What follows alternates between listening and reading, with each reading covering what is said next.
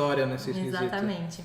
E no mercado, assim, como você está mais inserida, o que é o mais utilizado? O que você vê que realmente está dando certo para a cultura brasileira?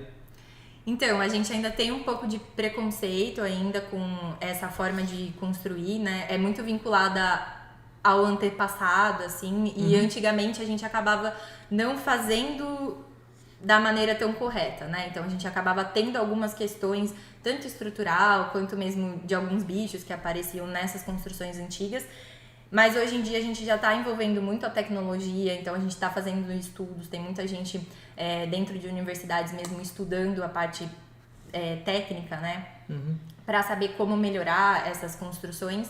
E aí no Brasil eu percebo que a gente usa bastante duas técnicas, que é a taipa, então tanto a taipa de mão como a taipa de pilão também, que agora tem até construtoras desenvolvendo materiais apenas trabalhando só com esse tipo de construção.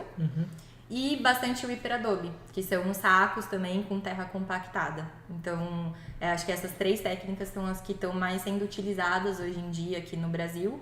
Mas ainda está bem no comecinho, assim, as pessoas ainda têm muitas dúvidas, não conhecem, ficam meio receosas, né? Será que realmente funciona? Será que minha casa não vai cair?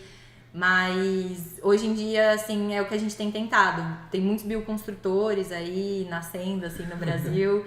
É tudo muito novo, então, nesse sentido. Sim. Apesar de ser um contexto cultural antigo, envolvido com a tecnologia, ele é bem recente e até o interesse dos arquitetos, engenheiros para essa área é bem recente. Com certeza. Eu acho que assim, o público são muitas pessoas que buscam uma forma de autonomia também. Então, do próprio morador construir a sua casa. Então, isso também está muito em volta da bioconstrução. Se você vai fazer uma oficina, se você vai num curso, você acaba aprendendo a técnica, né? E claro, junto de um profissional. Exatamente, você vai lá e quer aplicar essa técnica. E aí você, com certeza, assim, eu acho essencial a gente ter um arquiteto, um engenheiro do lado para estar auxiliando, mas essa autonomia também é muito bacana, você conseguir fazer você mesmo seu reboco, você mesmo sua tinta de terra, ou você mesmo sua parede, sabe? Depois de aprender a técnica, isso é muito legal. E aí muitas pessoas que buscam uma alternativa de vida também, de trazer mais saúde para dentro da construção, uma construção muito mais saudável e ecológica, também acabam caindo na bioconstrução. Então, hoje em dia, assim, eu acho que com a pandemia também eu tenho percebido que acabou disseminando muito mais do que antes, sabe? As pessoas começaram a procurar essa alternativa de vida, querer, por exemplo, ir morar num sítio ou mais afastado da cidade. Procurar qualidade de vida, né? Exatamente. E aí isso interfere como eu vou construir minha casa, né? E aí eu acho que entra muito também a bioconstrução. Bom, sobre a taipa, né, o muro de casa de taipa e tudo mais, isso pra mim na minha infância foi comum, porque ainda existiam casas tipo centenárias que estavam sendo demolidas. Algumas ainda existem na minha cidade em Minas. Mas o que mudou dessa taipa que era feita para de hoje? Nada praticamente? Em questão de estrutural é praticamente a mesma coisa. O único ponto que a gente tem o maior cuidado hoje em dia é na hora de rebocar, né? Então, o barbeiro... Terrar ela? Porque terrar. quando você... barrear. Barrear. Eu falo barrear, né? Mas tem várias nomenclaturas. Quando você vai estruturar essa parede, né? Com bambu ou com madeira. Sim. E aí você faz a massa certa, então a gente coloca palha também, e você tem que fazer o teste da terra, então tem vários testes para você entender se ela é arenosa ou... É o que eu ia comentar também. Isso também interfere, então às vezes você precisa... Mais argila, né? Exatamente.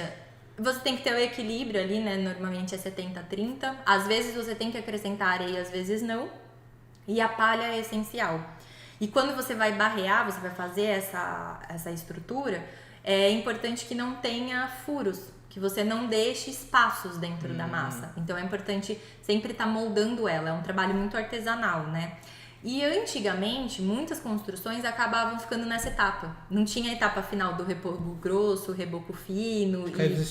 Ficava exposto. E aí que vinha também o bicho. E também não tratava madeira ou bambu. Então isso também é importante fazer o tratamento correto. Precisa tratar um bambu, então. Sim, é não necessário é só tratar. E cortar e colocar. Não. Tem algumas pessoas que fazem, mas os estudos dizem que é importante você fazer esse tratamento, deixar ele não deixar ele verde, né? Ele tá seco, então assim, para também não ter puxar muita umidade.